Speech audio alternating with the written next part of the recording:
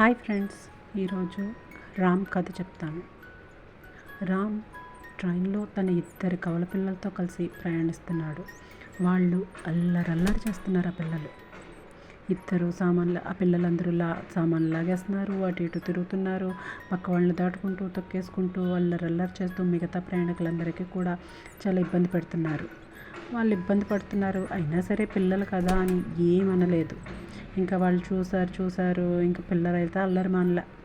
ఒక పెద్ద ఆయన ఇంకా ఉండలేక రామ్ దగ్గరికి వచ్చి, ఏంటయ్యా కాస్త పిల్లల్ని చూసుకో, వాళ్ళు అల్లరి అలా చేస్తుంటే నువ్వు ఏమీ పట్టకుండా అలా కూర్చున్నావేటి అని గట్టిగా దెబ్బలాడాడు.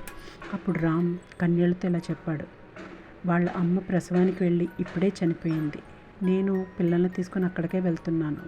వాళ్ళు ఆడుకున్న ఆనందంగా ఉన్న ఈ కాసేపే. తల్లి చనిపోయిన విషయం ఆ పిల్లలకి ఇంకా తెలియదు. తెలిసాక వాళ్ళు జీవితాంతం బాధపడుతూనే ఉండాలి కదా. ట్రైన్ దిగే వరకే వాళ్ళు అల్లరి చేసినా సంతోషంగా ఉన్నా అని బాధపడ్డాడు.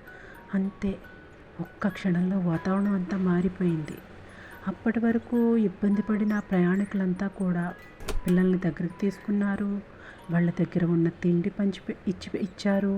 వాళ్ళు ఒళ్ళో కూర్చోబెట్టుకున్నారు. వాళ్ళతో కబుర్లు చెప్పారు. ఒక పెద్ద ఆయన అయితే వచ్చి, ఏమన్నా సహాయం కావాలంటే అడుగు, నేను సహాయం చేస్తాను అని భరోసా ఇచ్చాడు. ఏంటి ఇదంతా? ఇక్కడ మారింది కాలమా లేక మనసా? నిజానికి మారింది సమాచారం. ముందు వాళ్ళకి కనిపించింది అల్లరి, తర్వాత తెలిసింది బాధ. మనిషి సమస్య ఏమిటంటే పూర్తిగా కథ తెలియకముందే తీర్పు చెప్పేయడం. మన ప్రవర్తన చూస్తారు, కారణం చూడరు.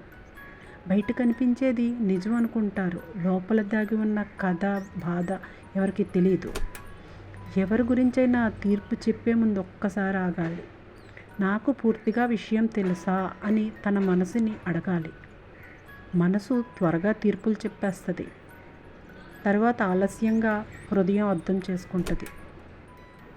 ఎవరు తీర్పు చేయాలన్నా ముందు విషయం పూర్తిగా తెలుసుకోవాలి. ఇది మానవత్వం.